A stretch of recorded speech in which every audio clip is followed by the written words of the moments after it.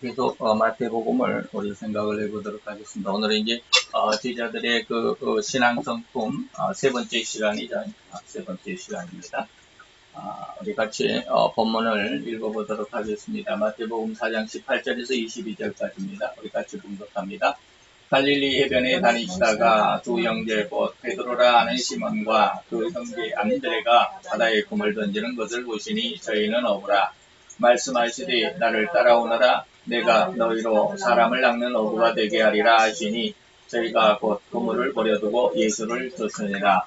거기서 더 가시다가 다른 두 형제 곧 세베대의 아들 야고보와 그 형제 요한이 그 부친 세베대와 한 가지로 배에서 그물 깃는 것을 보시고 부르시니 저희가 곧 배와 부친을 버려두고 예수를 쫓으니라. 우리가 오늘 세 번째라고 그랬죠. 그래서 제자들의 신앙 성품이 5가지인데 우리가 지난 시간까지 첫 번째는 청렴한 신앙이었다. 두 번째는 일하는 자들이었다라고 하는 것 우리가 알아봤고요. 오늘 세 번째로 제자들은 성경 박사다. 성경에 능통한 사람들이었다라고 하는 것을 한번 생각을 해보도록 하겠습니다. 제가 이전에 이런 걸 알지 못했는데 참 그 새삼스럽게 느낀 것이 뭐냐면 말은 그렇게 좀 하는데 느낌이 그렇게 오질 않았어요. 다시 말하면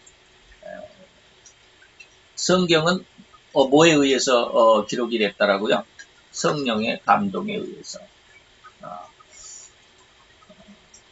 그러면 성경의 기록은 영적인 것일까요? 육신적인 것일까요? 아니면 세상적인 것일까요? 영적인 것이겠죠. 이렇게 질문을 하고 이렇게 답을 찾아가면 성경이 영적인 것이다 라고 하는 것을 쉽게 찾아낼 수 있는데 성경이 영적인 내용을 담고 있다라고 하는 의식이 없었어요.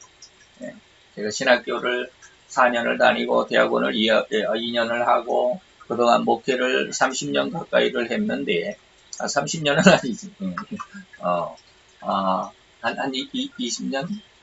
30년 좀 가까이 되겠네요.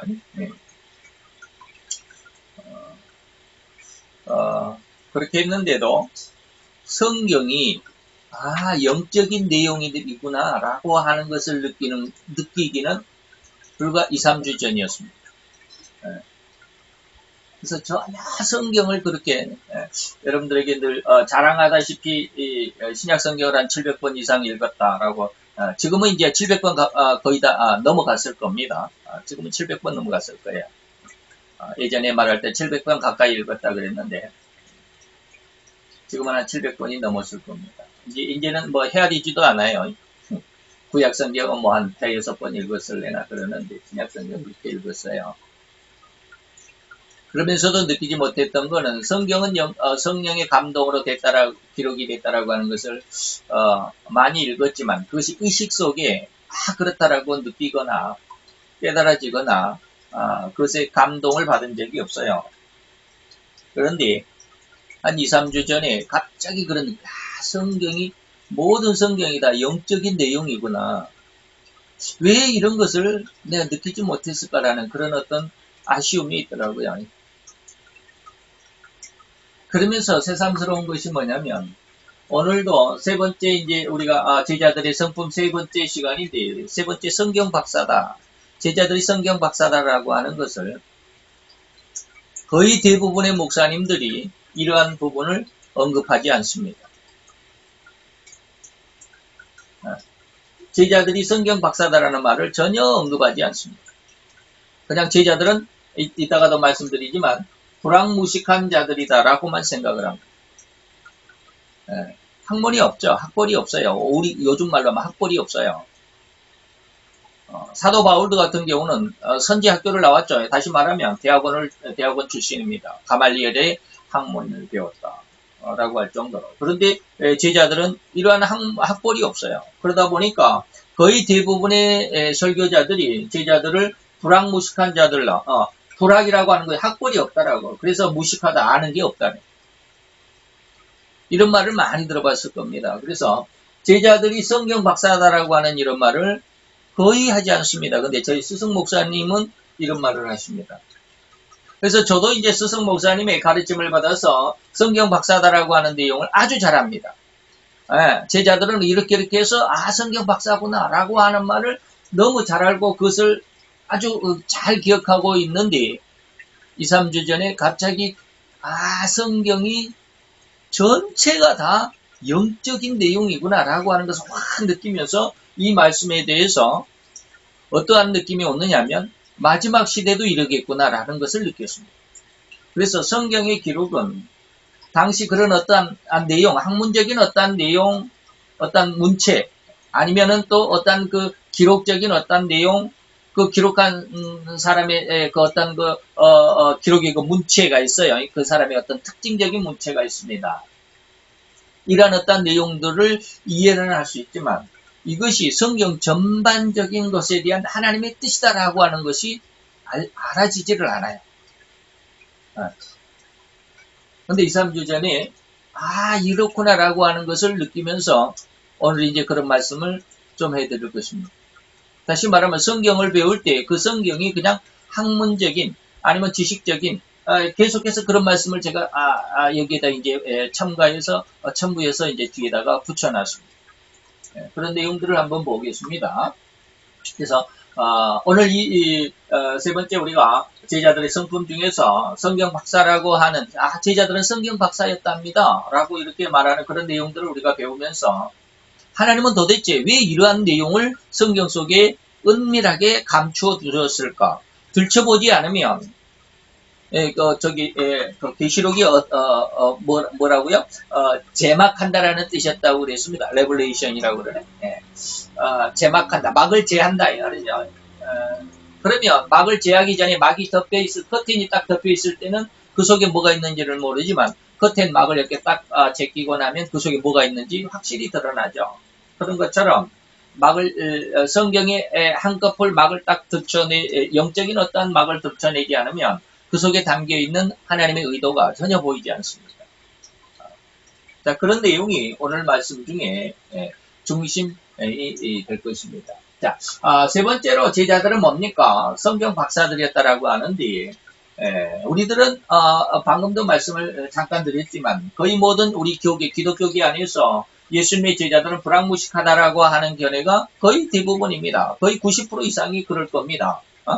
제자들이 성경 박사라고 하는 말을 들어보고 그렇게 가르침을 받은 사람은 불과 얼마 되지 않을 것이다라고 하는 것이죠.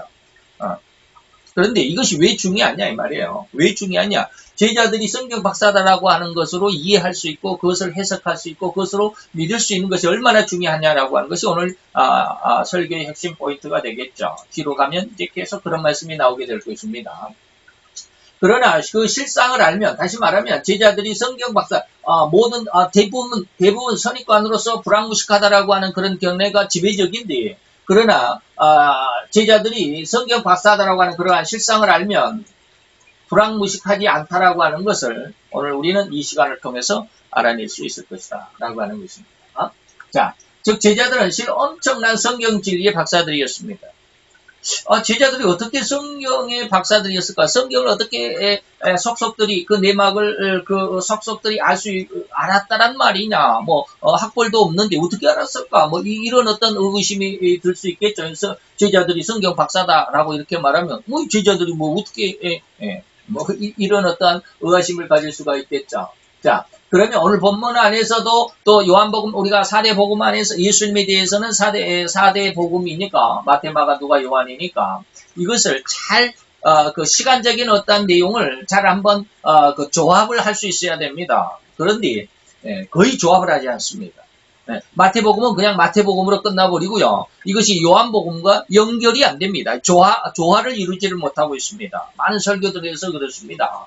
다시 말하면 오늘 마태는 4장인데 마태 4장 속에서 제자들을 부르신 예수님의 사건 속에서 제자들을 예수님이 제자로 부르시기 전에 요한복음 1장이 기록이 되어 있다라고 하는 사실을 전혀 이 조화를 이루지 못하고 있습니다. 요한복음 1장에는 어떤 내용이 있느냐면 요한복음 1장 35절 다 제가 성경 구절을 제가 제시해 드리지는 않았지만 성경을 읽어보면 요한복음 1장에 보면 요한과 안드레, 예수님의 제자 중에 요한과 안드레는 세례 요한의 제자였습니다. 요한복음 1장 35절에 있습니다.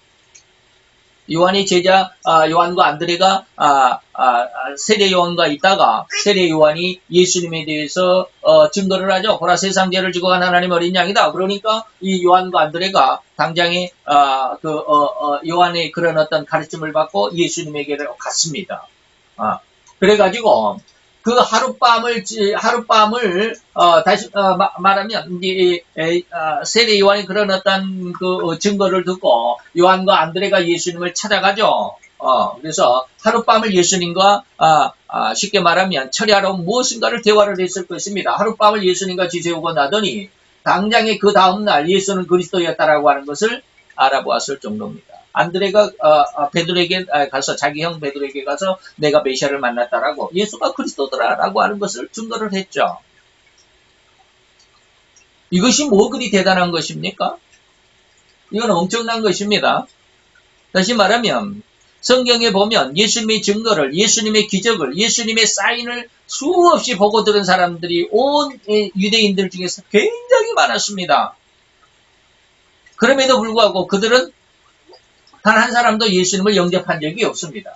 반면에 수많은 성경 박사라고 하는 자들은 어떠 있습니까? 예수님의 탄생지. 자, 마태복음 2장의 4절 5절에 보면 동방 박사들이 헤롯 왕을 찾아가가지고 유대인의 왕으로 난 아기가 어디 있습니까? 라고 그러니까 헤롯이 그냥 헷가닥 돌아버리죠.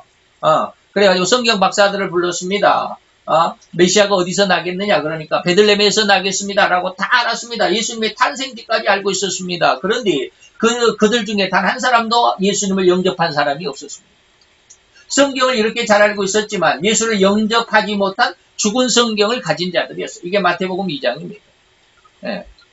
이런 내용들을 우리가 보면 예수님을 이렇게 예수님 그리스도가 어디서 태어날 것이다라고 하는 탄생지까지 아주 명확하게 알고 있었던 그들이었지만 예수를 영접하지 못한 이런 모습들, 이러한 죽은 성경을 가지고 있는 자들과는 반해서 제자들은 하룻밤 그냥 예수님과 뭔가를 대화를 해보고 나더니 하룻밤에 무슨 아주 그냥 시체말로 남녀간에는 하룻밤에 만리장성을 쌓는다고 그러지만 어쨌든 제자들은 예수님과 하룻밤 사이에 만리장성을 쌓는지 어쨌는지는 모르지만 무슨 대화를 했는지 모르지만 좌우지간 그 밤을 지내고 나서 그 다음날 아침에 안드레는 어떻게 해요?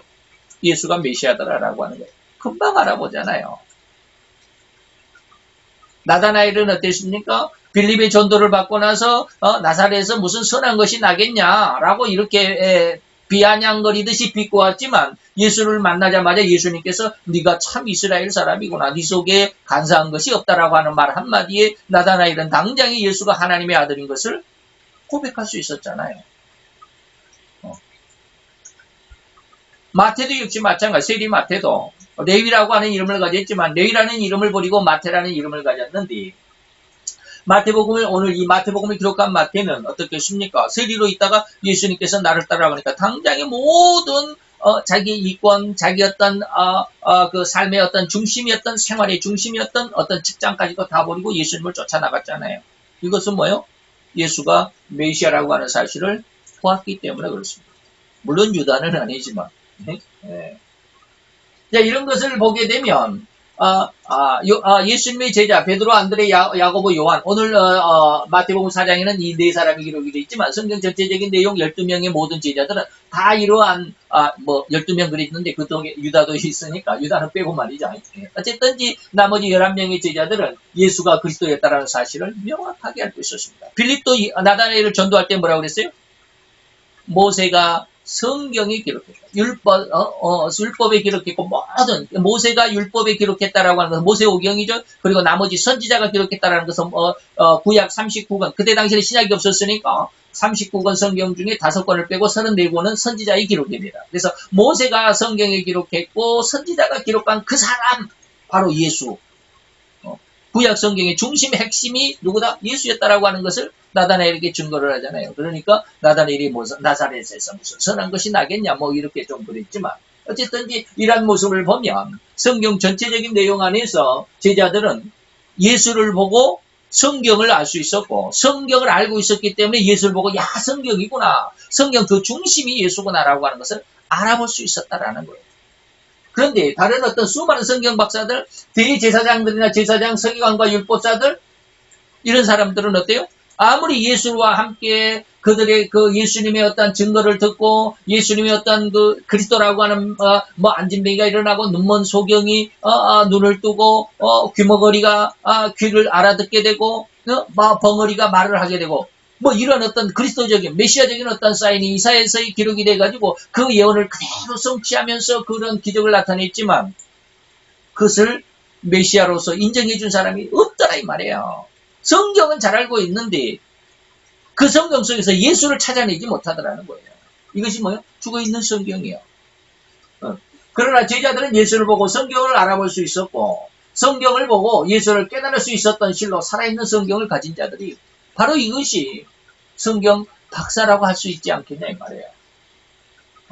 이 제자들은 예수님의 어떤 호화로움을 보았던 것이 아니에요. 하룻밤에 요한과 안드레가 예수님과 하룻밤 지내고 났다라고 말씀을 드렸는데 예수님의 집에 가니까 뭐 호화로운 것이 있었을까? 예수님 메시아라고 하는 것은 뭐 어떻게 딱 벌어지게 어떤 세상에 자랑할 만한 어떤 그냥 막 세상 모든 사람들이 추앙할 만한 어마어마한 것들이 예수님의 집에 있었을까요? 없었어요. 예수님은 뭐라고 그랬어요? 나는 머리 둘 곳이 없다. 새도 깃들일 것이 있고 여우도 굴이 있지만 인자는 머리 둘 곳이 없다. 그렇게 사셨습니다. 그러한 예수님의 그 집에 가서 요한과 안드레가 본 것이 뭐였을까요? 이 호화로움, 세상의 호화로움이었을까? 휘황찬란하고 세상에 어떤 명예롭고 권세가 있는 뭐 그런 것들을 보았을까? 아니잖아요. 예수님의 그냥 머리에다가 머리띠를 들고 그냥 투쟁, 요즘처럼 뭐 투쟁 이렇게 하는 것처럼 나는 메시아 뭐 이런 걸 써놨을까요? 아니요. 그런 거 아니에요. 그럼에도 불구하고 예수님과 말 한마디 몇 마디 대화해보고 그날 밤새도록 예수님과 천국에 대해서 아마 서로 간에 대화를 했을 것입니다. 그리고 나서 이분이 바로 성경에 기록했고 성경이 예언했고 성경이 약속한 그 메시아구나 라고 하는 것을 알아볼 수 있었다는 거예요. 그러니까 진리는 뭐예요? 이런 호화로움 속에서 찾아내는 게 아니에요. 뭐 큰 교회가 아주 그냥 몇만 명, 몇십만 명 되는 교회라고 그래서 그 속에 하나님이 있는 것은 아니에요. 물론 하나님이 계시겠지만 꼭 그 속에 하나님이 있다라고 말할 수 없어요. 이후에 이제 제가 계속해서 말씀드리는 게 그런 내용이겠는데, 자, 단지 성경을 깊이 알고 있었으며 깨달았으니 즉시로 성경의 의미 안에서 예수를 알아볼 수 있었던 자들이 바로 예수님의 제자들이었어요. 이게 바로 살아있는 성경을 가진 자들이에요. 이러한 자들이 바로 성경 박사들이에요. 떡보리 이게 그냥 학문적인 어떤 신학 석사다, 신학 박사다 이런 것은 학문적인 어떤 석사 박사를 따는 게 아니에요. 그렇처럼 오늘날 우리 살아가는 우리 신앙인들도 역시 무엇보다 더 귀히 여길 것은 뭐예요? 하나님의 성경 중심이 되죠. 그런데 성경 중심이라고 하는 말에 참 많은 어떤 해석이 있겠는데 이따가 우리가 문제를 통해서 퀴즈를 몇 문제씩 내죠. 그때 통해서 또 말씀을 드리겠습니다만은 자, 바로 하나님의 은혜인 다른 은사들도 매우 중요하죠. 우리가 고린도서에 보면 뭐라고 그랬습니까? 성령의 9가지 열매가 있다. 그러죠. 그런 성령의 다른 하나님의 은사가 많지만 그 중에 최고가 무엇이다? 하나님 자신이에요. 하나님을 발견하는 것이고 하나님을 얻는 것이잖아요. 근데 이게 얻는 게 그렇게 쉬운 일이 아니에요. 하나님을 우리에게 얻는다는 게 우리가 하나님을 만난다는 게 그렇게 쉬운 일이 아니에요. 하나님이 아무나 만나주는 건 또 아니거든요. 자, 그래서 제가 늘 이걸 할 때마다 그런 비유를, 그런 예화를 드렸죠. 아빠가 뭐 한 1년, 2년 해외 출장을 가가지고 해외에서 이제 근무를 하다가 뭐 이제 출장 기간이 끝나가지고 1년이 지나서 2년이 지나서 이제 귀국을 했어요. 그러면 이제 온 가족이 공항에 아빠를 맞이하러 가죠. 아빠를 맞이하러 가는데 이 조그마한 꼬마도 이제 어느덧 커가지고 아장아장 걷던 애가 이제 막 달려다니기도 하고 그러겠죠. 엄마랑 이제 아들이랑 같이 아빠를 영접하러 이제 공항에 갔어요. 딱 공항에 가가지고 게이트가 열리고 아빠가 이제 큰 가방 레카를 끌고 이제 쭉 나오죠. 그러면 엄마하고 아들은 얼마나 좋아하겠습니까? 가서 막 얼싸안죠. 그리고 오랜만에 봤으니까 반갑기도 하고 좋기도 하고 그러죠.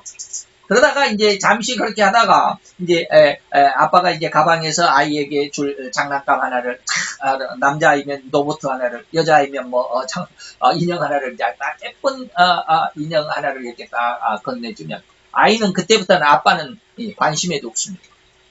자기에게 준 이 선물, 이 로봇, 이 장난감, 이것이 너무 좋은 거야. 그걸 가지고 온 공항을 돌아다니면서 그냥 로봇 날아라, 비행기 날아라 하면서 그냥 여기저기 뛰어다니고 그 장난감이 너무 좋습니다.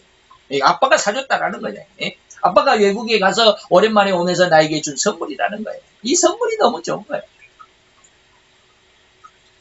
물론 아내에게도 선물이 있었겠죠. 그러나 아내는 그 선물보다 누가 더 좋아요? 남편이 더 좋은 거예요. 그런 것처럼 우리가 오늘 신자들이 성경 안에서 하나님의 모든 은사들이 있습니다. 예언의 은사도 있고, 신유의 은사도 있고, 귀신을 쫓아내는 그런 은사도 있고, 많은 은사도 있지만, 그런 은사와 하나님의 능력이 다 중요하기는 하지만, 그보다 더 중요한 것은 뭐예요? 하나님 자신. 하나님을 나에게. 그래서 내가 하나님을 만나는 것이 더 중요해요. 그래서 모세도 그렇게 하나님을 보고 싶어 했어요. 하나님이 사람들이 친구처럼 대화할 수 있는 오직 유일한 사람 모세였습니다. 그렇게 엄청난 은혜를 가졌던, 홍해를 가를 수도 있었던, 반석에서 물을 낼 수도 있었던 그 엄청난 능력을 가진 모세도 그런 능력보다 하나님을 만나는 게 다 소원이었어요. 그런 것처럼 하나님 자신이 더 중요하다라고 하는 것을 우리가 성경을 통해서 알 수 있어요. 하나님을 만나는 것이 중요해요. 근데 우리는 하나님을 만나는 것보다 그 능력을 더 좋아하는 것 같아요. 오늘날 우리 성도들 역시 이러한 신앙의 길에서 하나님을 만날 수 있어야만 할 것입니다. 이러한 기록에서 우리는 하나님의 의도, 즉 영적인 의미와 그 영적인 흐름을 간파할 수 있어야만 한다는 것에 우리가 강점을 두자. 제가 처음부터 서두에 말씀드린 그런 내용들입니다. 성경에는 영적인 어떤 흐름과 영적인 의미가 다 들어있더라라는 거예요. 갑자기 그걸 하나님이 알게 하셨어요. 그래서 아주 새삼스럽고 아주 그냥 쇼킹한 그런 어떤 은혜가 전해 주셨습니다. 자, 그런 것들을 좀 알아볼 텐데, 자, 영적인 내용, 이 성경을 우리가 제자들은 성경 박사였단다. 그들이 예수님에게 선택을 받은, 쉽게 말하면 제자들은 어때요? 성경을 이미 잘 알고 있어요. 예수님에게 부름 받기 전에 이미 준비되어 있었다 이 말입니다. 성경에 아주 정통한 그런 어떤 은혜를 가지고 있었다. 지혜와 지식도 있겠지만 성경에 대한 지식, 성경을 많이 배웠다라고 하겠지만 그 성경을 통해서 하나님을 알 수 있는 그런 은혜까지 가지고 있었다. 자, 이런 말을 잘 기억을 할 수 있어야 됩니다. 이것을 잘 기억을 해두고 이것이 바로 영적인 흐름과 영적인 어떤 내용, 그 의미의 중심이라는 것을 이해할 수 있어야 됩니다. 자, 그게 무슨 말이냐면, 자, 오늘 성경을 잘 알고 있었고 그 속에서 하나님의 은혜를 사모하고 있었던 사람들이 이미 준비되었던 이 말이죠. 그런 사람들을 예수님이 뽑았습니다. 예수님은 인간의 마음을 잘 아시잖아요. 그렇기 때문에 그런 사람들을 뽑았습니다. 우리가 이미 두 가지 제자들의 성품 안에서 청렴하고 일하고 있었던, 게으르지 않은 이런 사람. 그 다음에 세 번째로 성경에 이미 준비가 되어 있어요. 성경 박사들의 어떤 심성을 가지고. 성경을 모르는 사람이 아니에요. 자, 이러한 모습을 우리가 이제 앞으로 두 가지를 더 배우겠지만, 이런 세 번째까지 이런 내용을 잘 생각을 해보면서, 그것을 기억을 해두면서, 오늘 우리는 이 말씀 속에서 영적인 하나님의 의도가 뭐냐, 이 말이에요. 그것은 뭐냐면, 곧 앞으로 마지막 때, 다시 말하면 종말의 때에는 이와 같이 성경에 정통하지 못하면, 결코 성경 박사들이라고 자찬하고, 이제, 말을 제가 지금 많이 패드를 꼬아놨기 때문에 잘 이해할 수 있어야 합니다. 자, 이와 같이 성경에 정통하지 못하면이라고 한번 꺼내야 됩니다. 못하면 결코 자기 자신들이 성경 박사라고 자찬하고 스스로 칭찬하고 이 말이에요. 그리고 자부심을 감추지 않던 대제사장들이나 제사장 그리고 서기관과 율법사들과 같은 결말을 맞을 수밖에 없음을 주의하고 경각해야 한다. 주의해야 한다라고만 하려다가 제가 경각이라는 말을 일부러 더 강조하기 위해서 집어넣습니다. 성경에 정통하지 못하면 오늘 성경 박사들의 그러한 결말, 성경 박사들이라고 했던 마태복음 2장이 이미 말씀을 드렸죠. 그런 어떤 결말을 맞을 수밖에 없을 것이다. 예수에 대해서는 아주 성경에 없다고 자신하는 그런 성경 박사들, 자찬하고 자부심을 가졌던 이런 사람들, 대제사장, 서기관과 율법사들과 같이 성경을 알고 있는데 성경 속에서 예수를 찾지를 못해. 이러한 것을 우리는 주의하고 경각해야만 합니다. 앞으로 이런 일이 분명히 있을 것입니다. 그것을 지금 제가 말씀을 드렸는데요. 다시 말하면 앞으로 있을 일은 뭡니까? 계시록 18장이 음녀의 멸망을 기록한 음녀의 멸망장이라고 제목을 붙일 수 있습니다. 계시록 18장은 음녀장이라고 그러는데 음녀의 멸망장이다. 멸망이란 말을 제가 더 넣습니다. 음녀의 멸망장이라고 해야 할 것인데 이 음녀들이 누구냐 이 말이에요. 음녀가 누구예요? 이것을 잘 생각을 해봐야 돼요. 많은 사람들이 물론 음녀하고 짐승을 구별하지 못해가지고 교황을 적그리스도다라고 이렇게 해석을 하고 그냥 공격을 하는 사람들이 무지기수로 많은데 성경을 모르니까요. 성경에 정통하지 않으면 그것을 자기 멋대로 해석을 해버리면 곤란하다.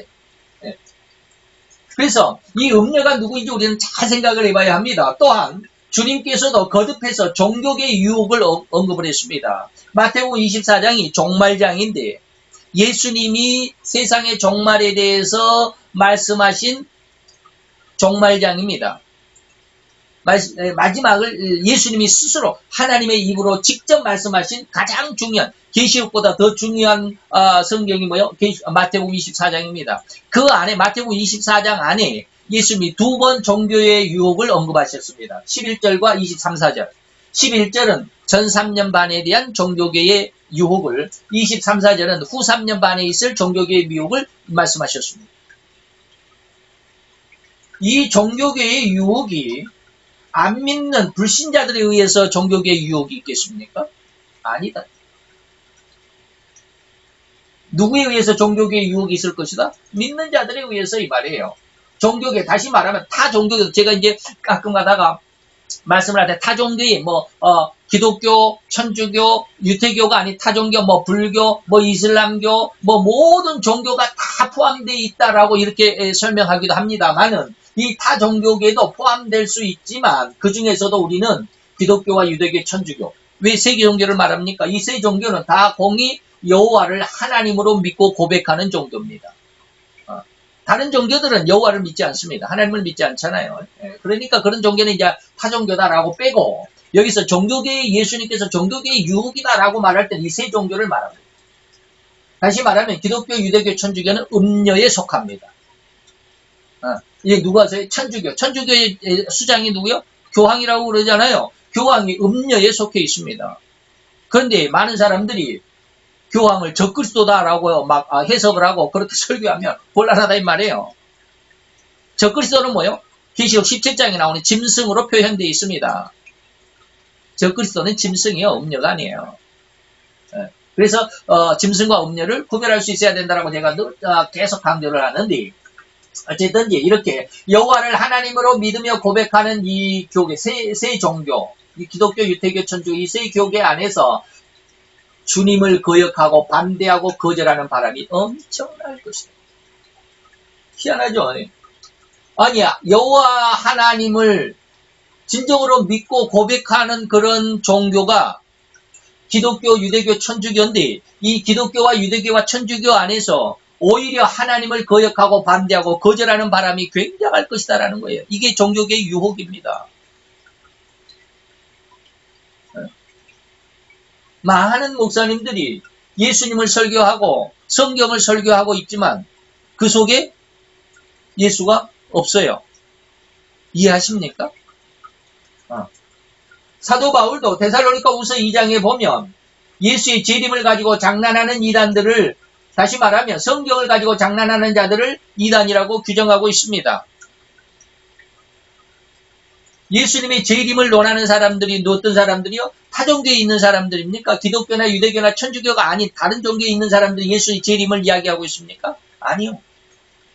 예수의 재림을 이야기하는 종교는 기독교, 유대교, 천주교밖에 없습니다. 왜? 그들은 하나님을 믿기 때문에 그렇습니다. 물론 유대교는 예수를 의미하지 않지만, 예수를 믿지는 않지만 좌우지간 재림을 가지고 장난하는 자들은 누구요? 기독교와 천주교라고. 그중에 유태교는 이제 안 믿으니까 잠시 빼고 어쨌든 예수의 재림을 가지고 장난질하는 이단들이 많을 것이다. 유다도 그랬습니다. 예수님의 동생 유다서에 그랬죠. 1장 4절에 보면 쭉 이야기를 하다가 1장 4절 마지막에 예수 그리스도를 부인하는 자가 있다. 이들이 뭐예요? 교회 안에 있다. 교회 안에 가만히 들어온 자들 중에 예수를 부인하는 자들이 있더라. 이단들의 생태를 의미하고 있습니다.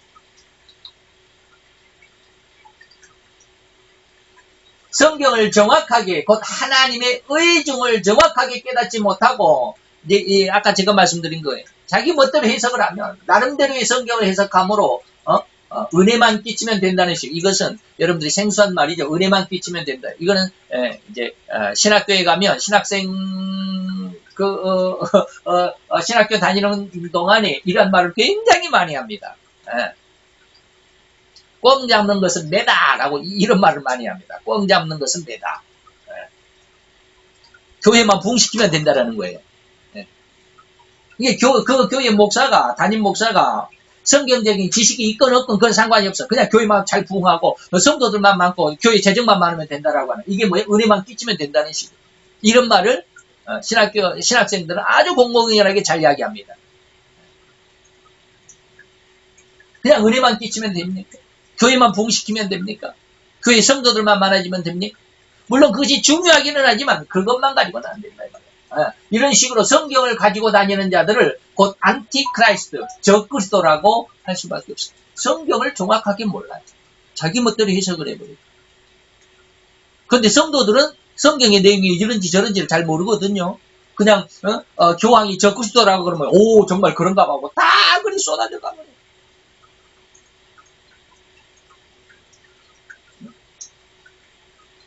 제가 어떤 선교에 가서 설교를 한 시간 했습니다. 선교에 대해서, 그 선교이니까 선교의 어떠한 사명에 대해서 설교를 해달래요. 그래서 나는 그런 거 안 한다.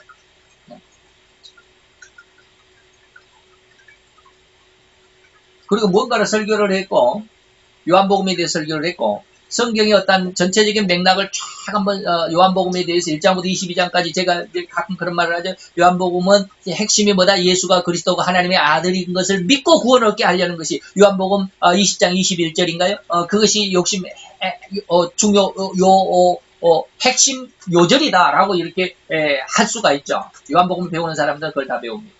그래서 예수가 그리스도라는 사실이 1장에는 예수가 그리스도라는 사실을 증거를 하고 그리스도는 2장에서 무슨 일을 하느냐 죽고 부활하고 이것이 6월절이 있어야 된다라고 하는 내용이 2장 속에 있고 그것을 우리는 3장에서 믿어야 된다. 물과 성령으로 거듭나야 된다라고 하는 것으로 3장의 니고데모의 대화의 사건 속에 있었고 그러면 물과 거듭난 것이 뭐냐 4장에서 죄를 회개하는 수가성의 여인의 그 회개의 모습처럼 회개하는 것이 물과 성령으로 거듭나는 것이다. 물과 성령으로 거듭나는 어떠냐 5장에 살아나는 것이다. 베데스다의 목까지 38년 병자가 살아났다. 살아나서 뭐냐? 6장에 먹어야 된다. 밥을 먹어야 되고 7장에 물을 마셔야 된다. 밥 먹고 물을 마셔 건강을 회복하면 이제는 우리 이제 세상 속에 다녀야 되는데 세상 속에 활동을 하면서 무언가를 해야 되는데 활동을 할 때 뭘 해야 돼? 하나님의 음성을 잘 들어야 돼. 아니 첫째는 보아야 돼. 그래서 9장에 소경에 눈뜬 사건이 나오고 그리고 볼 것뿐만 아니라 잘 들어야 돼. 잘 듣지 못하면 올라가. 뒤에서 차가 빵빵을 했는데 못 들으면 사고가 나잖아요. 그래서 들어야 된다. 하나님의 음성을 들어야 된다. 10장에 바로 음성 양은 목자의 음성을 한다. 그래서 양이 목자가 양을 불러가지고 쭉 앞서서 인도에 가는데 어디까지 인도에 가느냐? 11장의 부활에까지 나사로의 부활이 나오고 이렇게 쭉 이야기를 하잖아요. 이런 이야기를 그 성경에 대해서 쭉 이야기했더니 상당히 시간이 갔어요. 제 설교가 좀 길잖아요. 설교가 끝나고 나서 그 중에 한 집사님이 그러시더라고요. 불만을 토하는 거예요. 목사님, 저 성경 듣는 거 참 좋아합니다. 근데 너무 길어요. 우리가 다 직장 생활 하잖아요. 하루 종일 이렇게 다 직장생활 일주일 내내 직장생활하고 또 뭐 자기 교회가 있어서 자기 교회 가서 또 예배도 드리고 그러는데 또 이 직장에서 성교회가 있다고 그래서 성교회에서 이제 또 예배가 있다고 그래서 이렇게 나왔는데 그리고 또 안 믿는 사람도 직장에서 이제 내 옆에 동료들을 한 사람씩 이렇게 끌어와서 잠깐 이렇게 앉혀놓고 은혜 받기를 원해서 이렇게 데리고 올 수도 있는데 성경이 너무 길으면 안 돼요. 설교가 너무 길으면 안 돼요. 마음이 굉장히 아팠어요. 오늘날 성도들 성경 듣기 싫어합니다. 성경 공부하는 거 굉장히 지루해 합니다.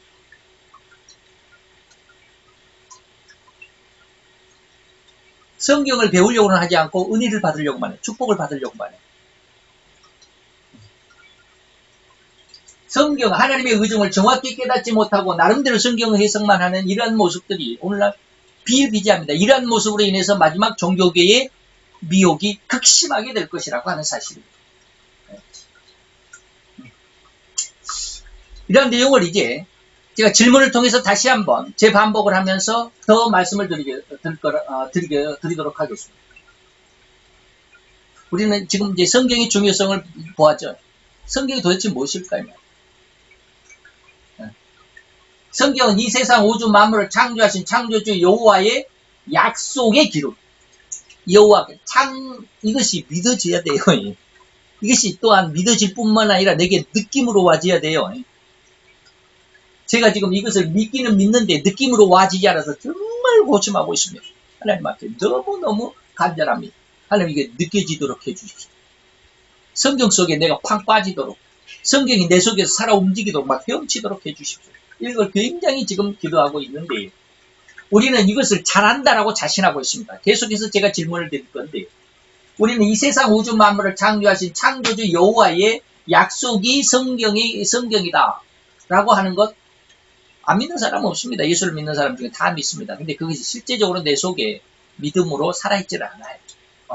단순히 다른 학문들과 같이 뭐 국어학과, 수학과, 컴퓨터학과, 자동차학과 뭐 이런 학문들처럼 많이 배워서 아까 제가 이제 그런 말씀을 드렸습니다.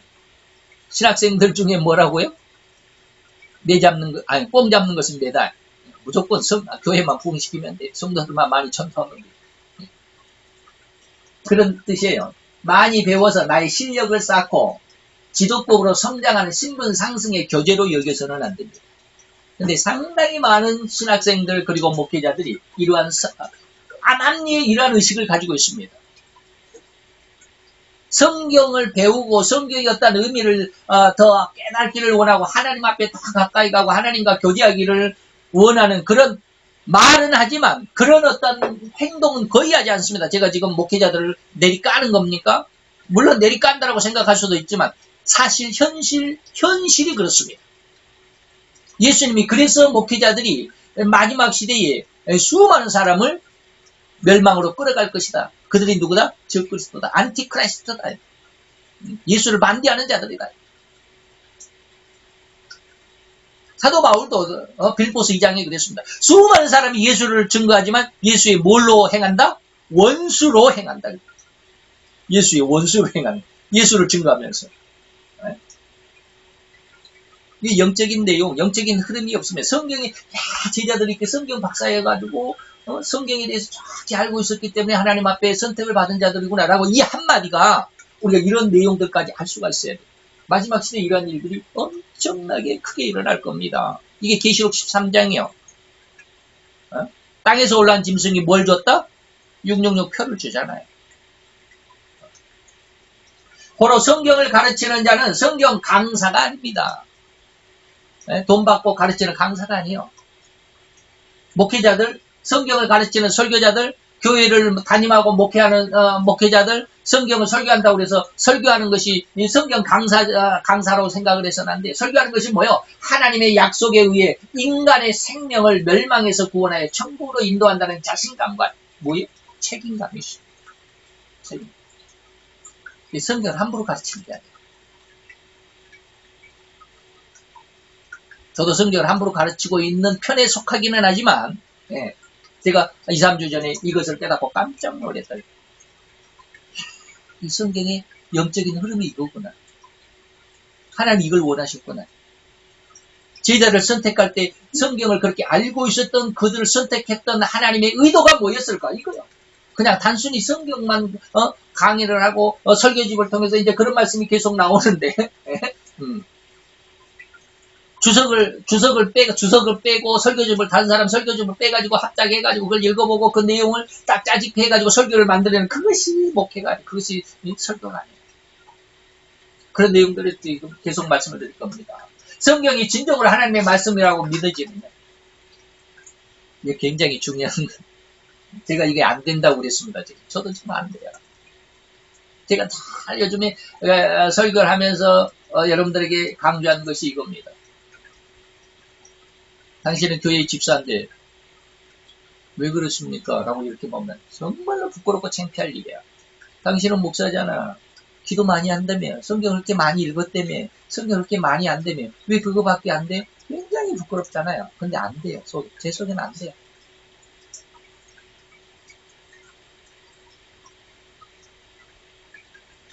정말 힘들어 죽겠어요. 저. 성경을 진실로 이렇게 믿는다면, 하나님의 말씀이라고 믿는다면, 모든 말씀이 우리 인간들, 다시 말하면 성도들에게 주어진 약속이고, 반드시 그 말씀이 실제적이라는 말을 자기에 실현돼야 됩니다. 이루어진다는 것을 믿고 그대로 뭐해서 그냥 믿을 뿐만 아니라 이루어낼 수 있어야 합니다. 이 말이 굉장히 중요합니다. 이루어낼 수 있어요. 근데 우리는 믿음만 가지고 있다고 그래요? 몇 주 전에 하나님이 기도하는데 갑자기 그런 은혜를 주셨어요. 기대와 믿음이 다르다. 그러면서 히브리서 11장 1절을 기억나게 하셨어요. 믿음은 뭐라고요? 바라는 것의 실상. 이제 조금 이따 말씀드리겠지만, 바라는 것은 뭐예요? 소망이잖아요. 네. 실상은 뭐예요? 현실입니다. 실현되는 거예요. 실제적으로 실현되는 게 실상이에요. 믿음은 뭐예요? 소망이 아니에요. 기대하는 것이야 믿음이 아니에요. 하나님 그렇게 해주실 줄도 믿습니다. 그건 기대하는 것이지 믿음이 아니에요. 믿음은 뭐예요? 실제적으로 실현돼야 되는 거예요. 실상이라 그랬잖아요. 믿음은 우리가 바라는 소망이 그대로 이루어지는 것이 실상이에요.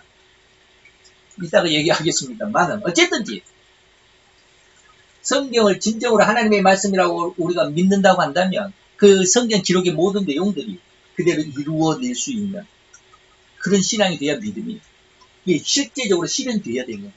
근데 우리는 그냥 믿음만 갖고 있잖아요. 그래서 예수 믿는 니네들은 뭐야 겨자씨만한 믿음도 없지 않냐 이 말이잖아요. 네? 네가 만약에 겨자씨만한 믿음이 있다고 한다면 이 사람 들어서 저 바다에 빠지라고 하면 그렇게 된다고 그랬잖아요. 근데 안 되잖아요. 우리 못하고 있잖아요. 그래서 저는 그런 데 굉장히 괴리감을 갖고 있습니다. 하나님 왜 안 됩니까? 왜 나는 믿음이 없습니까? 제가 그냥 예전에는 하나님 앞에 하소연할 때가 있어요. 하나님 예전에 내가요 하나님 앞에 기도할 때요 내가 하나님 앞에 성경 읽을 때요 하나님 앞에 이 믿음으로 행할 때요 얼마나 자신감이 있었습니까? 세상에 안 될 것이 없다라고 믿었습니다. 성경이 진짜라고 믿었습니다. 그 누가 뭐라고 해도 성경 말씀 다 대답해 줄 수 있었고 다 반박할 수 있었습니다. 하나님 지금은 그렇지 않아요. 그래서 믿음이 없어요. 하나님 나 왜 이러십니까? 성경이 안 믿어지는 거예요. 왜? 아무리 저 산을 들어서 바다에 빠져라 아무리 수백 번 골백 번 굴천 번 얘기를 해도 안 빠져 안 되잖아요. 예전엔 그걸 알고 있는 게 믿음이라고 생각했어. 그렇게 가르쳤어. 그렇게 설교를 했어. 근데 어제 하나님이 그랬어요. 너 성도들 많이 가르쳐놓고 구원으로 천국으로 인도해놓고 너는 지옥 갈래? 안 믿어지잖아 나는. 안 되잖아요. 병자를 향하여 기도하라? 그러면 병이 떠나간다? 안 되잖아요. 안 되잖아요.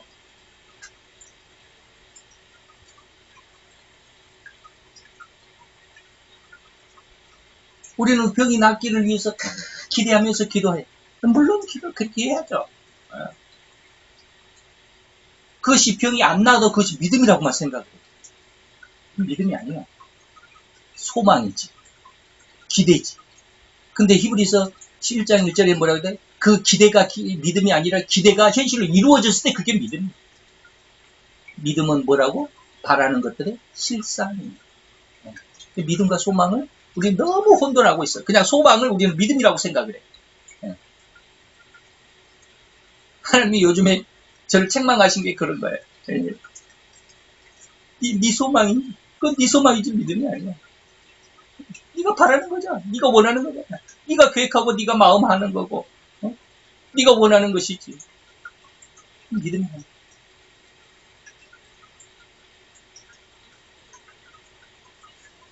그래서 지금 제가 이런 말씀을 드립니다. 실상은 뭘까요? 믿는다는 것은 실상이라고 성경이 기록하고 있죠. 방금 11장이죠. 실상이 뭐예요? 현실이고 사실이에요. 그것을 좀 잘 한번 기억을 해보시고. 세 번째로 넘어갑시다. 나는 성경을 통해서 하나님의 뜻을 깨닫고 있다고 자신하십니까? 목회자들은 이거 자신있게 대답할 수 있는 사람들이 있는하면 없는 사람도 있어요. 근데 이제 제가 이렇게 한번 대답을 해봤어요. 성경을 주석이나 설교집을 통해서가 아니라 진실로 깊은 기도와 은혜 속에서 하나님의 진의를 깨달을 수 있는 단계까지 나가졌대요.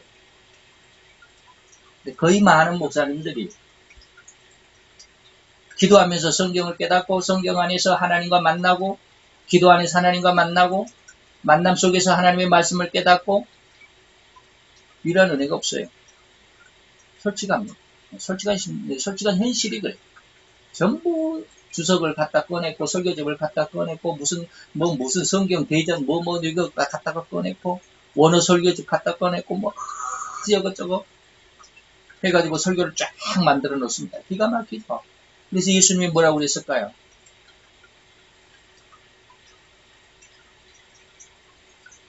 그들의 말은 들으라.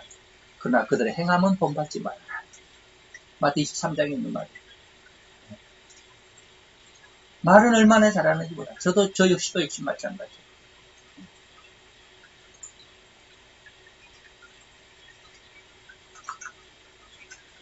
우리가 이런 아까 이제 꽁 잡는 것이 매달아는 우리 이제 신학생들의 어떤 그런 신학생들 속에 있었던 그런 우스꽝스러운 이야기지만 굉장히 그런 말을 많이 합니다. 그것이 뭐예요? 주석이나 설교집을 가지고 하나님의 설교를 꾸며내는 거예요. 근데 실상은 자기 자신은 그렇게 못하고 있는 것을 전혀 느끼지를 못해요. 그냥 설교할 수 있는 것이 그것이 굉장한 특권이라고만 의식이 그래요. 의식. 목사들의 의식이 그렇습니다. 그래서 성경은 안 읽어요. 맨날 하는 일이 뭐요? 성도들 목회죠. 그게 목회예요. 성도들 이렇게 살살씩 살피는 이 일에 너무 바빠. 성도들 이사하는 건 해줘야지. 뭘 해줘야지. 병 났으면 병원 신방가야지. 물론 중요하죠. 굉장히 그게 다 목회니까. 근데 첫 번째 핵심이 뭐다? 성경인데 성경은 딱 빼놓고 두 번째, 세 번째 것을 너무 바빠. 두 번째, 세 번째 것을. 웬만한 목사님들, 솔직한 목사님들 한번 가서 심정을 들어보세요. 성경 1년에 몇 번씩 읽나. 한 번 읽는 사람 거의 상당히 한 번 읽는 사람도 거의 드물어요. 1년에 성경 한 번 읽는 것이 거의 드물어요. 솔직한 현실이에요. 이러한 단계 곧 하나님의 진리의 영, 깊은 기도와 은혜 속에서 하나님의 진리를 깨달을 수 있는 것이 뭐예요? 진리의 영입니다. 제가 늘 이야기하는 건데 요한복음 14장 17절이 바로 이제 이 진리의 영에 대해서 요한이 말씀하신 것인데 이 진리의 영을 얻도록 더욱 간절한 기도와 간구가 하나님께 올려져야만 하는 과정, 이 과정이 절대로 목회자들에게 우리 성도들에게도 필요합니다. 성도들은 누가 이야기를 하면 그것이 진짜인 줄로만 생각을 해요. 어저께도 편지가 안 나왔어요. 뭔 편지인지 모르겠는데 어떤 단체에서 편지가 왔는데 목사님 정중하게 초청을 해드립니다. 언제 몇 월 며칠 날 어디에서 무슨 대회가 있는데 목사님 성도들과 함께 부디 참석해 주세요. 그리고 뒤에는 지금 한간에 이러이러한 우리 자기 어떤 그 단체에 대해서 이러이러한 많은 말들이 있는데 그걸 듣지 말고 오셔서 확인해 보라고 그렇게 편지가 왔어요. 자기 자신이 누군지도 밝히지도 않아. 이게 통일교인지 신천지인지 밝히지도 않아.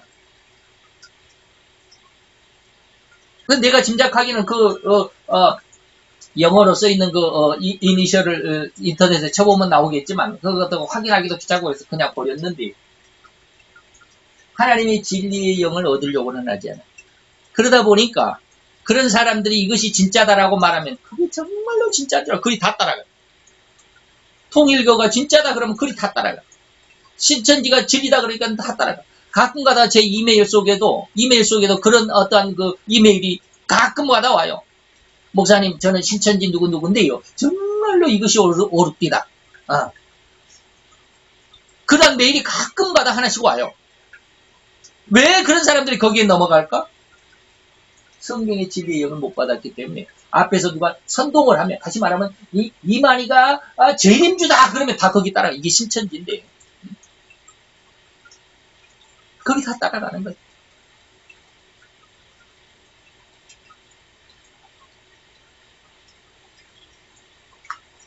진리의 영, 우리는 진리의 영을 얻도록 성도들 자처도, 성도들 자신도. 이제 마지막 5번째가 6번째 문제 이제 그게 나오는데, 제발 성경을 좀 100번 이상은 좀 읽자. 그래야 하나님의 은혜를 좀 알지. 예? 아무것도 모르면. 제가 요즘에 갑자기 쇼킹한 인터넷 유튜브의 동영상을 보다가 쇼킹한 게 뭐냐면, 자동차에 대해서 이렇게 짤막짤막하게 동영상을 찍은 사람이 올려놓은 거 보고 더 깜짝 놀랐어요. 야, 내가 이렇게 자동차에 대해서 이렇게 아무것도 몰랐나? 나는 기계과 출신인데, 물론 기계제도 출신이지만 고등학교 때. 예?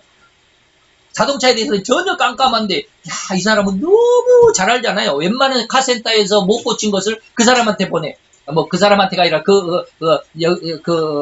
상호를 말씀드리기는 그렇지만, 우리 가다 보면은 차 고치는 그런 게 있어요. 텔레비에서도 뭐 하는 거 있어요. 광고를 하더라고요. 차 AS 하는 데는 어디가 좋아? 뭐 기술이다, 뭐 서비스다, 뭐가 있다. 아니야, 모든 것은 다 조화를 이루게 뭐 그런 데 있어요. 거기에 있는 사람인데, 그 사람이 이제 찍으니까 이제 제가 아는 거예요. 그 사람의 그런 것을 보고 제가 느낀 것은 뭐냐. 이 사람은 자동차가 어떤 상태가 지금 운전을 해보고, 자, 이게 상태가 이렇게 하니까 어디가 지금 고장이 나 있구나. 이것을 알잖아요. 근데 나는 그걸 전혀 몰라. 아무것도 모르니까, 뭐, 새 차건 중고차건 그냥 굴러가면 된다라고 생각을 해. 근데 그게 아니더라고요. 아는 사람, 그 사람 이야기를 가만히 몇 번 그 동영상 짤막하니까 뭐 10분도 안 되니까, 뭐, 한 4분, 5분, 6분, 뭐 이러니까, 짤막하니까 몇 개 쭉 보면서, 이야, 참, 심각하다. 자동차가 중고차라는 게, 이래서 위험하구나라는 게, 느껴지더라고요. 모르면 그냥 타는 거예요. 나같이 그냥, 새 차나, 중고차나, 그냥 굴러가면 아무런 의식이 없는 거예요. 자동차 어떤 내부에 대해서, 쉽게 말하면 속에 병이 있는지를 모르잖아요.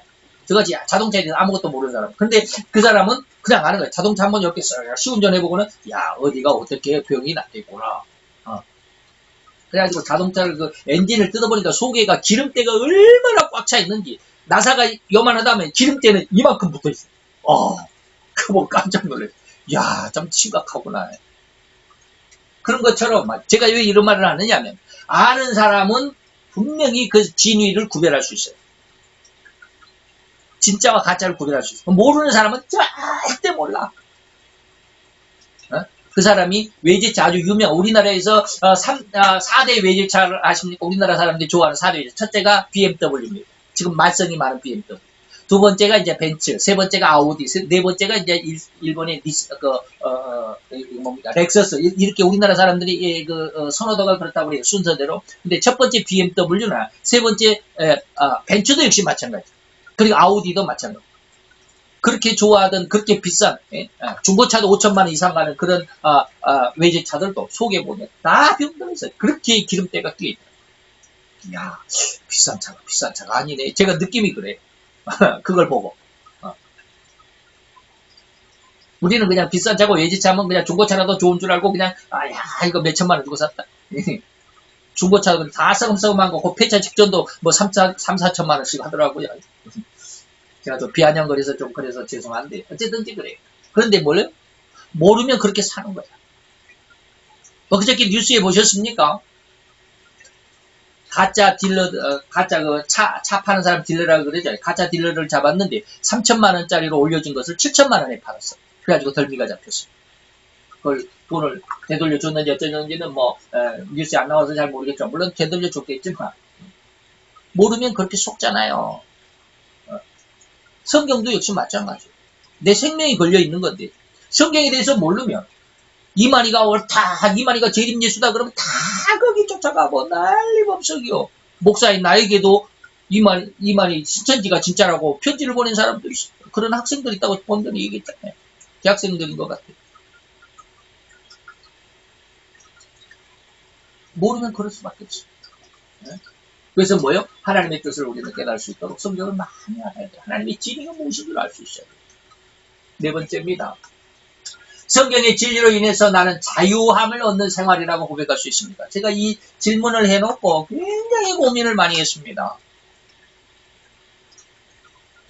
그러면서 성경 속에서 진리로 인해서 자유함을 얻는 인물들을 내가 찾아내기로 큰 머릿속에 고민하고 머릿속에서 성경을 다 뒤져봤어요. 그 두꺼운 성경을 다 뒤져볼 수는 없잖아요. 그러니까 머릿속에서 누가 있을까. 근데 제가 옳은지 어쩐지는 모르겠어요. 그러나 두 사람을 찾아냈어요. 누구냐면 이 말씀드리겠습니다. 성경의 능력으로 자유함을 누리는 삶이 도대체 어떤 삶일까요?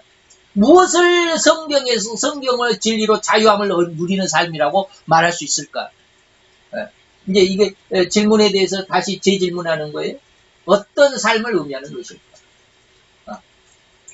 단지 성경을 믿는다는 자신감과 성경의 말씀대로 따라 살려고 노력하는 삶이 성경에 의한 자유의 삶일까? 자유의 생활일까? 많은 사람들이 여기에 속해 있습니다. 난 성경대로 살아요. 성경대로 목회해요. 성경대로 말씀을 전해요. 도대체 그것이 기준이 뭐냐는 말이에요, 기준이. 무엇이, 어떤 삶이 성경대로 사는 자유함이야. 자, 그래서 제가 두 사람을 이제 찾았다고 그랬죠. 멸망과 죽음의 공포에서 구원함을 받은 실제 인물, 실물 두 사람을 비교할 수 있을까? 근데 이제 제가 제 나름대로 해석이기 때문에 정확하진 않아요. 두 사람이 누구냐면 아브라함의 조카 롯과 구약의 의인 다니엘입니다. 어떻게 틀릴까요? 어떻게 틀릴까? 두 사람 다 구원을 받았어요. 예? 롯의 말년은 좋다고 말할 수가 없죠. 롯은 분명히 베드로가 이야기하기를 그 의인이라고 분명히 롯을 칭했습니다.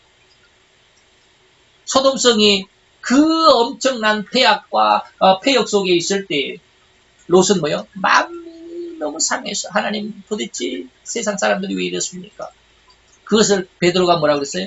롯의 의인의 마음을 상했다. 의인이라고 칭했어요. 분명히 의인이라고 칭했어요.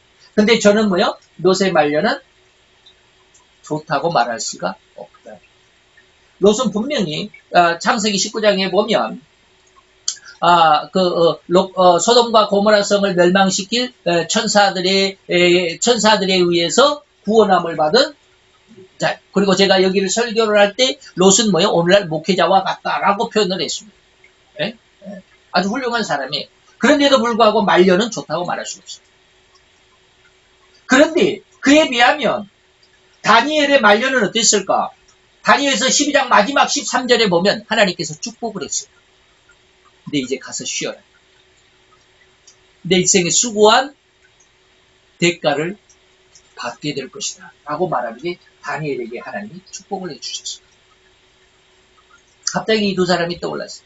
누가 성경의 진리로 자유함을 얻었을까? 성경 말씀대로 하나님의 은혜에 의해서 이 말이에요. 하나님의 은혜에 의해서 두 사람 다 구원함을 받았어요.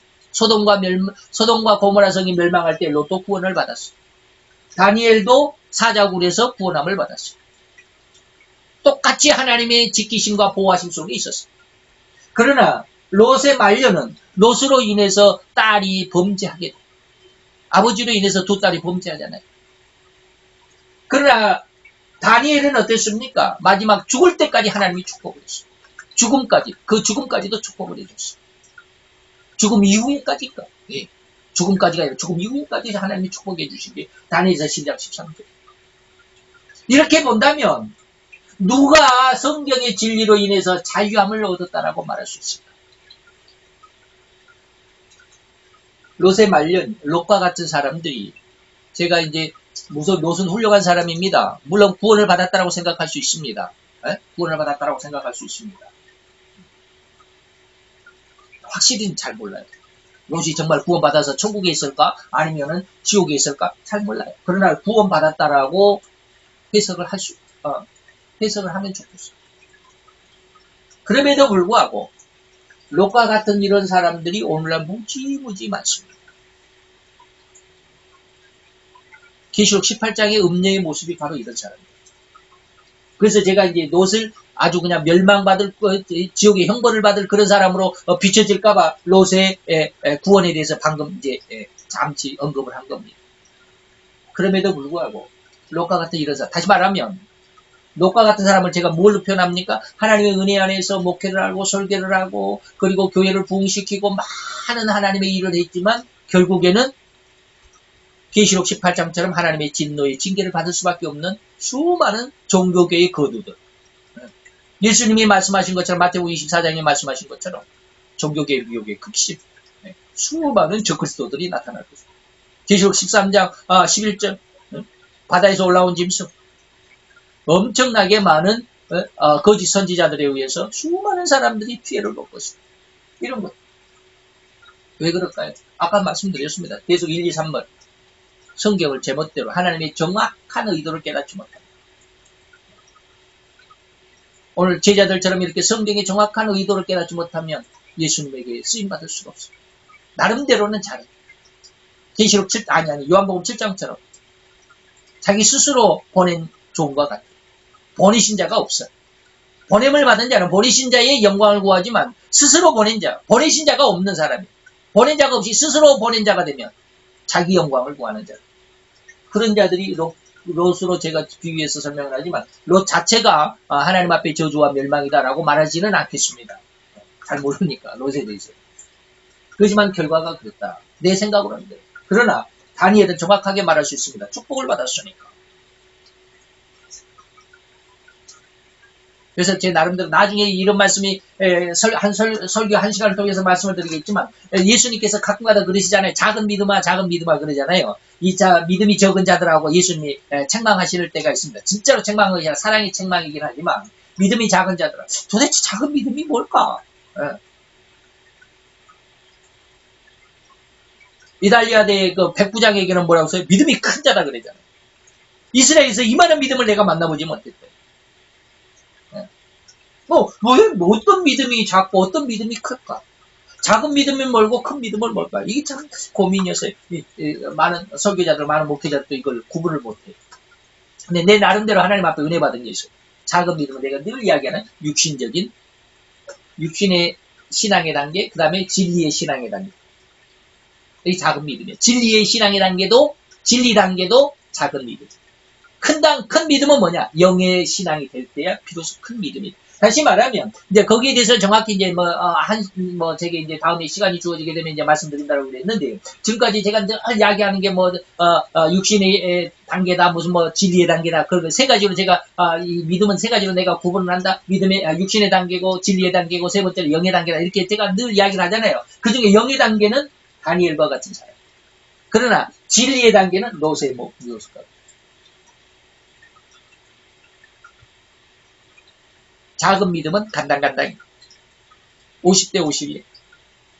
세상의 유혹에 빨려갈 수도 있다 이 말이에요. 50%는 세상의 유혹에 빨려갈 수도 있어요. 그런 내용들이 여기서 제가 많이 설명드리지 않겠습니다. 단지 성경의 진리로 자유함을 얻는 게 뭐냐 이 말이에요. 자유함을 얻는 게 영의 신앙에 들어가야 자유함을 얻습니다. 죽을 때까지 변하지 않습니다. 나중에 이제 제자들의 성품 네 번째는 이제 불변의 신앙이다. 이런 말이 있는데 절대로 변하지 않습니다. 마지막 5번째입니다. 나는 성경을 얼마나 사랑한다라고 고백할 수 있습니까? 내가 성경을 사랑한다. 얼마나 성경을 사랑합니까? 다시 말하면 날마다 읽고 있느냐.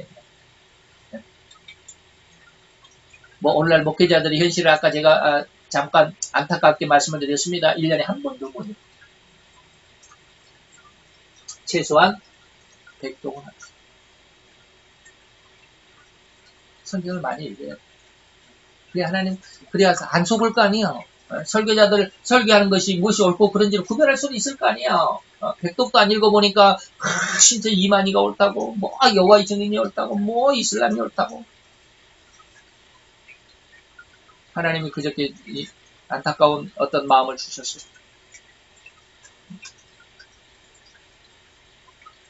이런 내용들 안타까운 마음을 주셨어요. 예전에 제가 한번 다니엘서를 강의할 때 그런 말씀했습니다. 영국에서 어떤 아주 큰 교회 목사님이 이슬람교는 이단이다라고 했다가 종교법에 교촉이 돼가지고, 다른 종교 비판했다 그래가지고, 재판이 넘겨져가지고, 사과해라 그러니까, 이 공중파에다 대고, 내 말로 인해서, 마음에 상처를 입은 사람들 죄송합니다 하고 고개 숙여서 사과했다고. 그게 옳은 겁니다. 다니엘 같았으면 안 그랬을 거예요. 사자굴 속에 집어 던져줘도, 너네들. 또, 다니엘 세 친구들, 풀물 7배나 뜨거운 풀물 속에 날 집어 던져도 나는 이 신상에 절하지 않을 거야.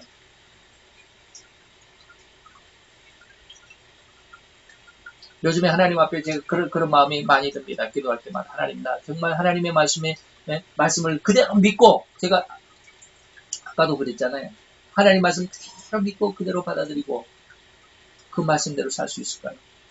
지금은 자신이 없어요. 앞으로 때가 얼마나 험악한 때가 올 텐데 그때 내가 당할 수 있겠습니까? 하나님 자신 없어요. 그러나 하나님, 나에게 하나님이 이기는 믿음을 주신다면 그 이기는 믿음을 주셔야만 하지 않습니까? 그 믿음으로 인해서는 내가 세상을 이기겠습니다. 요즘에 그런 어떤 순교하고자 하는 그런 어떤 간절함 속에 기도를 많이 해요. 이런 믿음이 없으면, 영의 믿음, 다니엘처럼 이런 어떤, 이기는 믿음, 다시 말하면, 영의 믿음, 영의 단계까지 성장하지 않으면, 하나님을 나에게로 직접 만나는 그런 어떤, 영의 어떤 은혜가 없으면, 지금, 교회가 몇십만 명, 몇천만 명은 아니죠. 몇만 명, 몇십만 명 되는 그런 교회 담임 목사라고 그냥, 그래도, 마지막 때 어려움이 오면 다 넘어집니다. 장담합니다. 오늘날 교계 뉴스를 관심 있게 본 사람들이 없겠지만,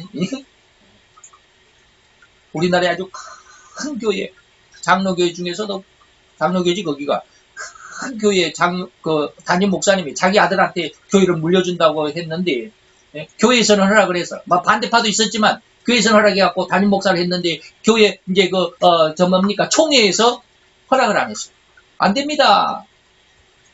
그랬더니 그 담임 목사님, 새벽 설교에 나와가지고 난리 쳤어요. 이 마귀 새끼들이라고, 사탄의 새끼들이라고. 다 누구들이에요? 다 자기 교인들 아니에요. 옛날에는 다 자기 교인들이라고 그렇게 다듬었던 사람들, 이제 자기 아들을 거기 담임 목사로, 반대한다고 그래가지고 마귀 새끼들이라고 그러고. 지금 그러고 있어요, 지금 현재 그러고 있어요. 그러면서 뭐라고 그래, 자기 아들은. 목회자가 이렇게 힘든 고난의 길입니다. 십자가의 길입니다. 이 십자가의 길을, 이 고난의 길을 내 아들에게 물려주려고 합니다. 이것이 좋은 게 아니에요. 좋은 쪽이 아니에요. 사실이 좋은 쪽이 아니라고 그렇게 말을 하고 있지만 사실이 그럽니까? 그 교회 담임 목사님 적어도 500만 원 이상은 받을 겁니다. 현실적으로 생각을 해서, 현실적으로. 그거를 누구에게 넘겨주려고 하겠습니까? 내가 아마 그 교회 담임 목사였다고 한다면, 그리고 내 아들이, 지금은 우리 아들이 목회 쪽에 전혀 부하들 다 관심이 없지만, 만약에 내 아들이 또 목사고, 이제 쌤뺑이, 햇병아리 목사고, 내가 그 교회 담임 목사고, 이제 원로 목사로 이제 앉고 후임 목사로 한다면 내 아들 거기다 나도 앉히려고 하는 욕심이 있을지도 몰라. 장담은 못해요. 나도 그래요. 장담은 못해. 그럴지도 모르지만 현실적으로 나는 그런 입장이 아니기 때문에 이것을 비판할 수 있는 어떤 그런 상황인지는 모르지만 내 속에도 그런 욕심이 있다 이 말이에요. 근데 목회자도 그런 욕심이 있어서는 안 돼. 절대로 그랬어는. 그것이 뭐요? 나중에 말씀을. 내가, 이게 해서, 딴 데서 이제 그것을 정리를 해놨지만, 어쨌든지 우리는 하나님의 말씀 속에 지금 5가지 질문이 굉장히 중요합니다. 아주 미미하게 같은 질문인 것 같지만, 미미한 어떤 그 답의 내용을 보면, 미미한 것에 다르죠. 성경을 중심으로 해서 우리의 신앙이 이렇게 기준이 돼야 되는데, 이것이 아니면, 마지막에 다 자기 욕심을 드러냅니다. 자기 혈기, 자기 감정, 자기 분노를 드러냅니다. 그러다 보니까 그것을 예수님께서 뭐라고 그래요? 거짓 선지자들이라고 책망을 하셨습니다. 적그리스도라고 책망을 하셨습니다. 적그리스도 그러면 한 사람만 적그리스도가 아니라 예수님이 말하는 것은 안티크라이스트, 예수님을 반대하는 그런 목회자를 의미합니다. 그래서 오늘 우리는 성경 예수님의 제자들 성경의 박사들이었다. 예수님을 만나보고 나니까 예수가 진짜로 성경이구나. 그래서 성경을 그만큼 잘 알고 있었기 때문에 예수를 알아볼 수 있었던 것처럼, 제가 아까 이제 차에 대해서 잠깐 비유하는 것처럼 여러분들도 성경을 좀 알아야 됩니다.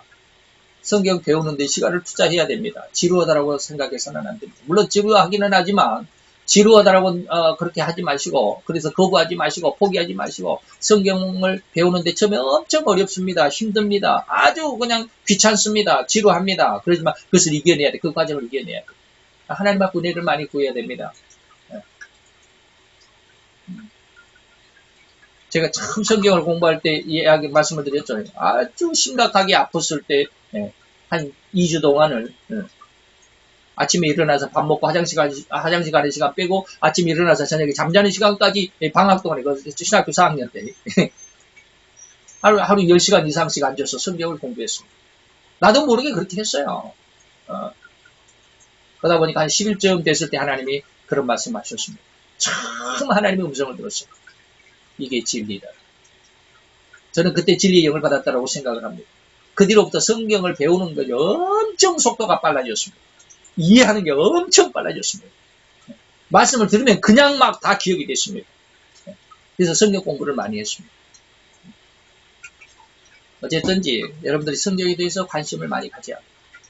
성경에 정통한 준비가 돼 있어야 하나님 앞에 분명하게 쓰임을 받을 수 있습니다. 성경에 정통하지 않으면, 다시 말해 중심이 없어. 성경 중심이 되지 않으면 세상에 많은 여러 가지 은사 속에, 은혜 속에 열매를 맺었다 할지라도 중심이 흐트러져 있다고 할 수밖에 없다. 안타까운 모습이지만. 다 그렇다라고 지금 말씀드려서 내가 하나님을 아니니까 그들 정죄할 수 있겠습니까? 그렇지 못합니다만은 어쨌든 중심 핵심을 제가 강조하기 위해서 이런 말씀을 드립니다. 성경 말씀 속에, 성경 속에서 큰 은혜와 하나님의 능력을, 또 하나님을 맞아들이는 귀한 은혜가 있으시기를 축원해드리면서 기도합시다.